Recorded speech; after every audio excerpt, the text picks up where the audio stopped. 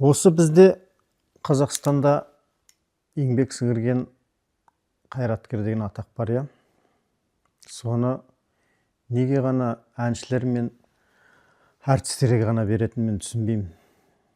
Менің түсінігімде қоғам қайраткері деген ол қоғамдық мәселелерге араласып, соның ішінде бір проблемаларды шешіп, елдің алдында беделі бар, кәдімгідей дуалы ауыз, аса білімді, тіпті керемет данышпан болмаса да, былай халыққа жаны ашитын, өзінің орны бар, беделі бар адамдарды мен қайраткер деп ойлаймын.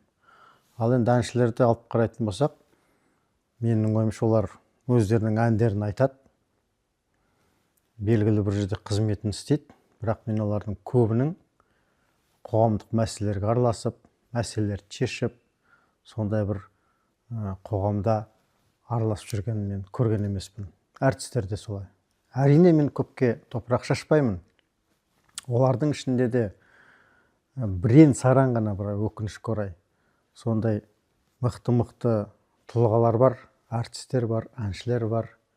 Мен оларды жоққа шығармаймын. Бірақ жалпы алғанда еңбек сіңірген қайраткер деген атақты әшейін ғана өзінің жұмысын атқарып жүрген, әнін салып, тіпті кейде тойға барып та ақшаға ән салып жүрген адамдарды оны қоғам қайраткер деп жатады. Сол атақты беріп жатады, өкініштісі. Сонда басқа адамдар оған лайықты емес пе? Онда көше сыпырып жүрген қызметкерге де беруге болады оны.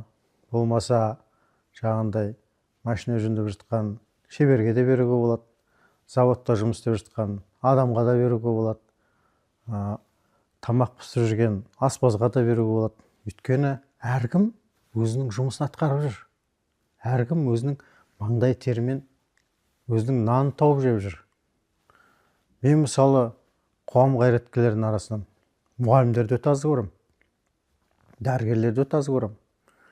Мына мұғалімдер, ұстаздар, соларға да негізі қоғам қайраткерден атақты алса жарасады.